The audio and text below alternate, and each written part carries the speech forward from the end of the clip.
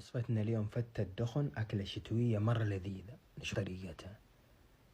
للعجينة أحتاج 4 أكواب من دقيق الدخن، رشة بسيطة ملح،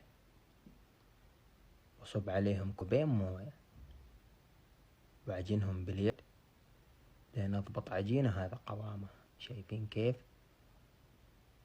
صبيت الدقيق 2 موية على 4 أكواب دقيق. هنا عندي صاجة على حرارة متوسطة، صبيت عليها زيت، بعدها أنزل عليها العجينة بهذه الطريقة، أفردها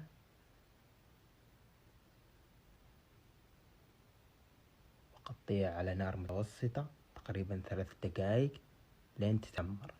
بعدها أقلبها على الوجه الثاني بهذه الطريقة، وعلى الوجه الثاني كمان 3 دقائق. وهذه عجينتنا صارت جاهزة. شايفين كيف تتكسر معاكم بسهولة؟